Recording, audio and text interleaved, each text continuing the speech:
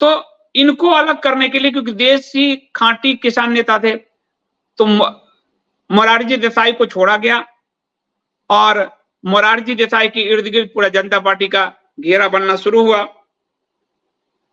उसके बाद 20 जनवरी को कांग्रेस संगठन, यानी संगठन कांग्रेस जो दूसरी कांग्रेस पार्टी थी इंदिरा से पहले वाले, जनसंघ यानी संघ की पार्टी आरएसएस की, और समाजवादी पार्टी के नेताओं ने मोरारजी देसाई की अध्यक्षता में एक समिति का गठन कर दिया, यानी एकदम इंदिरा के कहे पे चले जनसंघ, और इसलिए वहां वाजपेयी जी को इंदिरा का एजेंट कहा जाता था, ये भी मैं आपको बताता हूं। उसी के हिसाब से चले और इन लोगों ने मोरारजी की अध्यक्षता में एक समिति का गठन कर लिया और ये तय कर लिया कि चुनाव जनता पार्टी के नाम से लड़े जाएंगे। पुराने दल चुनाव काल में जो अलग अलग दल आएंगे, जनसंघ आया या फिर लोकदल आया या समाजवादी पार्टी आई, वो अपने सुप्त अवस्था में रहेंगे और अपना अपना चुनाव के बाद अपनी अपनी पार्टी का विसर्जन करके जनता पार्टी के रूप में एक हो जाएंगे। ये बात तय किया गया। चौधरी चरण सिंह को बहुत बुरा लगा क्योंकि सबसे बड़ी पार्टी उनकी लोकदल, वो अध्यक्ष, और उनको एकाएक साइड कर दिया गया। जनसंघ आदि ने साइड कर दिया इंदिरा के इशारे पे, इसलिए वाजपेयी पे आरोप लगता है और संघ पे भी आरोप लगता है कि वो किसके हाथ में खेल रहे थे, तो साइड कर दिया गया। चौधरी चरण सिंह ने इस गठबंधन से अलग होने का निर्णय लिया और उन्होंने कहा कि लोकदल को हम इसमें शामिल नहीं करेंगे, यानी अपनी पार्टी को नहीं करेंगे। अब लोकदल को नहीं शामिल करेंगे तो विपक्ष खत्म हो जाएगा, क्योंकि विपक्ष का कोई बड़ी पार्टी थी ही नहीं जो जिनका इतना जनाधार हो। तो कहा गया कि अरे मोरारजी को तो अध्यक्ष बनाया गया है, आपको प्राइम मिनिस्टर बनाएंगे, आप चिंता ना करिए, ऐसे चौधरी चरण सिंह को कहा गया। जनता पार्टी बनने की औपचारिक घोषणा 23 जनवरी को मोरारजी देसाई के निवास पर रखी गई। प्रेस कॉन्फ्रेंस में सभी दल के नेता उपस्थित थे। चौधरी चरण सिंह गायब थे, वो तैयार नहीं थे। तो जनसंघ के नेता गए जाल बिछाने, यानी संघी वहां गए उनको मनाने, और चौधरी चरण सिंह और के साथ सौदेबाजी की जनसंघ ने कि जनसंघ के नेताओं ने चौधरी चरण सिंह को बताया कि उन्होंने मोरारजी को जनता पार्टी का अध्यक्ष बनाया है, प्रधानमंत्री का उम्मीदवार नहीं, प्रधानमंत्री बनाने का प्रयास आपको बनाएंगे। ये संघियों ने ये खेल किया ताकि लोकदल टूट ना सके, और सॉरी जनता पार्टी टूट ना सके, लोकदल उसमें अलग ना हो सके। यह जनसंघ के नेताओं ने खुलकर चौधरी चरण सिंह को आश्वासन दिया, जिसका पालन उन्होंने बाद में नहीं किया, जो जनता पार्टी के विघटन के प्रमुख कारण में से एक कारण बना, क्योंकि जनसंघ ने धोखा दिया चौधरी चरण सिंह को। पुराने दलों का विसर्जन नहीं हुआ था, जनता पार्टी तब तक केवल एक तदर्थ पार्टी थी, इसलिए फैसला लिया गया कि जनता पार्टी के सभी प्रत्याशी लोकदल के हलधर चुनाव चिन्ह पर चुनाव लड़ेंगे। अब जनता पार्टी को तब तक चुनाव चिन्ह भी नहीं मिला था, जनता पार्टी नाम तो रख लिया था लेकिन चिन्ह नहीं था, तो सबने तय किया कि हम लोकदल के चुनाव चिन्ह पे चुनाव लड़ेंगे। तो इसके लिए भी चौधरी चरण सिंह का उपयोग किया गया, क्योंकि वही एक पार्टी थी जिसका एक आधार था। तो हलदर चुनाव जो है किसान, तो इसलिए उन्होंने कहा कि आपको प्राइम मिनिस्टर बनाएंगे, धोखा उनको दिया और इनकी पार्टी के चुनाव चिन्ह पे हलदर पे चुनाव लड़ा गया। नाम जनता पार्टी का था पर जनता पार्टी रजिस्टर्ड नहीं थी, लोकदल के चुनाव चिन्ह पे सब चुनाव लड़े। तकनीकी दृष्टि से जनता पार्टी के सभी उम्मीदवार लोकदल के उम्मीदवार माने गए, यानी चौधरी चरण सिंह के, और उत्तर के राज्यों में चौधरी चरण सिंह को यह अधिकार दिया गया उनको शांत करने के लिए कि टिकट आप ही बांटेंगे, चुनाव चिन्ह देने का अधिकार चौधरी चरण सिंह को दिया गया। तो चौधरी चरण सिंह फिर थोड़े शांत हो गए, जो वो टूट के जा रहे थे। इंदिरा की योजना सफल हो जाती है लेकिन शांत हो गए। तो ये हुआ। अब क्या हुआ कि जब ये स्थिति देखी तो कांग्रेस से, इंदिरा गांधी की कांग्रेस से दो नेता टूटकर बाहर निकले। एक बाबू जगजीवन राम, जो मीरा कुमारी लोकसभा अध्यक्ष बनी थी, उसके पिताजी, और दूसरा हेमवती नंदन बहुगुणा, और इन लोगों ने कांग्रेस फॉर डेमोक्रेसी नामक पार्टी बना ली। अब इंदिरा गांधी की गोटी यहां खराब हो गई। बाबू जगजीवन राम को पुश मिला कि मैं भी प्राइम मिनिस्टर बन सकता हूं, तो मैं इंदिरा किला से मैं बाहर जाता हूं, उस पार्टी में मेरी संभावना है, क्योंकि उस पार्टी में मोरारजी को अगर हो सकता है कोई लोग ठुकराएं, और चौधरी चरण सिंह के साथ तो ये लोग खेल ही करेंगे, तो मैं दलित नेता आदि के नाम पे प्राइम मिनिस्टर बन सकता हूं। तो उन्होंने इंदिरा को छोड़ा और अपना कांग्रेस फॉर डेमोक्रेसी बना लिया, हेमवती नंदन बहुगुणा और जगजीवन राम ने मिलकर।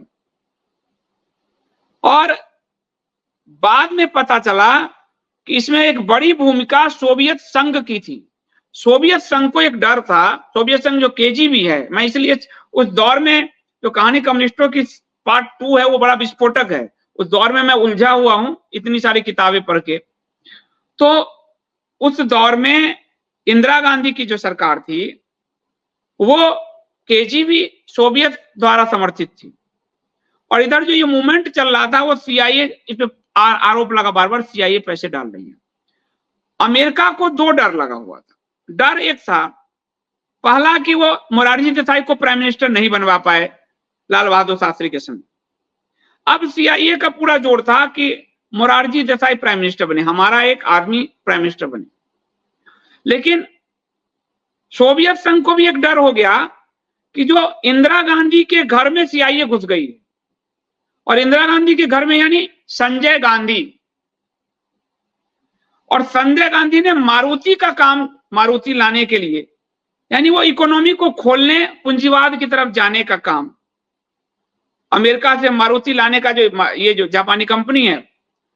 तो सोवियत संघ को लगा कि पूरा बैटल तो अमेरिका रच रहा है, आंदोलन भी करवा दिया, जयप्रकाश नारायण के नाम आरोप लगा। उसके बाद उस पार्टी में उसने मोरारजी देसाई को भी बैठवा दिया जनता पार्टी में, और इंदिरा के घर में भी संजय गांधी घुसवा दिया। तो अब हम इंदिरा को अगर पकड़ के रहेंगे तो हमारे लिए मुसीबत होगी। सीआईए अपना प्राइम मिनिस्टर बना लेगा, सर्वे से तो पता चल ही रहा था कि इंदिरा हारेगी, तो सीआईए अपना प्राइम मिनिस्टर बना लेगा मोरारजी देसाई, तो हमें अपने प्राइम मिनिस्टर बनाना है उसी जनता पार्टी में। और जयप्रकाश वो बनेंगे नहीं, लेकिन जयप्रकाश सपोर्ट कर सकते हैं, इसलिए सोवियत संघ ने बाबू जगजीवन राम और बहुगुणा के जरिए खेल किया। और ये बात उन्होंने खुद लिखा है, इस धमाके के पीछे, यानी जगजीवन राम और बहुगुणा को इंदिरा कांग्रेस से निकालने के पीछे सोवियत सरकार और कम्युनिस्ट पार्टी का हाथ था। वे इंदिरा गांधी पर उसके छोटे पुत्र संजय गांधी के बढ़ते प्रभाव और संजय के घोषित कम्युनिस्ट विरोधी रुख से चिंतित थे। और संजय गांधी कम्युनिस्ट विरोधी भी थे और इकोनॉमी को खोल भी रहे थे, वो पूंजीवाद, वो मारुति लाने का प्रयास कर रहे थे, तो ये बड़े चिंतित थे सोवियत जो है। और ये जो है समर्थन के जरिए तो अब इस जनता पार्टी दल में स्टैक होल्डर हो गए सीआईए की तरफ से मोरारजी और केजीबी सोवियत संघ की तरफ से बाबू जगजीवन राम, और जो मेन नेता थे चौधरी चरण सिंह को पीछे धकेल दिया गया। और इस काम को, चौधरी चरण सिंह को पीछे धकेलने में इस काम का उपयोग किया गया जनसंघ का, संघियों का, जो संघियों का धोखा फितरत में, वहां जाकर उनको धोखा दिया। अब आगे जानते हैं। अब क्या हुआ कि जो बलराज मधोक हैं वो 1967 में दक्षिणी दिल्ली से भारी बहुमत से वो जीते थे, सांसद बने थे ये बलराज मधोक। बड़े पावरफुल नेता थे ये, पूरा जनसंघ बनाया, चलाया। नाम श्याम प्रसाद मुखर्जी का हुआ, लेकिन उनके साथ जो मेन बनाए वो ये थे, अध्यक्ष भी बने। तो 67 में वो चुनाव जीते थे। 71 में तो इंदिरा के चुनाव में बड़ी धांधली का आरोप लगा था, तो वहां उनको हराया गया एक दिन। और इस चुनाव में भी उनको दक्षिणी दिल्ली से चुनाव की तैयारी कर रहे थे। एक दिन चौधरी चरण सिंह ने इनको बुलाया और कहा, उनके गए वो मिलने। चौधरी चरण सिंह ने कहा कि संघ और जनसंघ आपको जीतने नहीं देंगे। यानी संघ और जनसंघ नहीं चाहते कि आपको टिकट दिया जाए, जबकि जनसंघ के नेता तो जीतने नहीं देंगे। एक काम कीजिए, आप लोकसभा चुनाव मत लड़िए। यहां से संघ चाहता है विजय कुमार मल्होत्रा लड़े। विजय कुमार मल्होत्रा दक्षिण दिल्ली से बड़े नेता बाद में बने, इनको खत्म करके संघ ने उनको बड़ा नेता बनाया। तो आपको जो राज्यसभा जो हम आ रहे हैं, तो पहला सीट राज्यसभा में आप ही को देंगे, इसलिए आप इस बार चुनाव मत लड़िए। ये मेरा वर्ड ऑफ ऑनर है। अब बलराज मधोक मुसीबत में फंस गए कि ये चौधरी चरण सिंह जो कई चीजें मेरे से पूछकर करते हैं, अब ये मुझे ये बात कह रहे हैं, वो असमंजस में फंसे कि ठीक है, संघ जनसंघ मेरे प्रति वैरभाव तो रखता है, क्योंकि पिछला अंक अगर आप देखेंगे तो जयप्रकाश नारायण की हत्या में इन्होंने संघ के 3 नेताओं के नाम उछाले, मतलब रखे थे सामने, जिसके कारण इनको साइड लगाने की प्रक्रिया शुरू हुई। उसके बाद में पता चला कि नानाजी देशमुख, जिनका इन्होंने नाम दीनदयाल उपाध्याय की हत्या में जो आरोप लगा, उनमें नानाजी देशमुख का भी नाम संगठन करता, बाद में चित्रकूट में अपने गांव बनाए संघ के। नानाजी देशमुख चौधरी चरण सिंह से मिले और वहां पर जनसंघ के अधिकारी थे BL आनंद, उनके साथ। आनंद जो है मधोक के पुराने मित्र थे। आनंद ने बताया मधोक को कि नानाजी देशमुख ने चरण सिंह को बताया कि जनसंघ ने फैसला किया है कि चुनाव के बाद उन्हें प्रधानमंत्री बनाया जाएगा।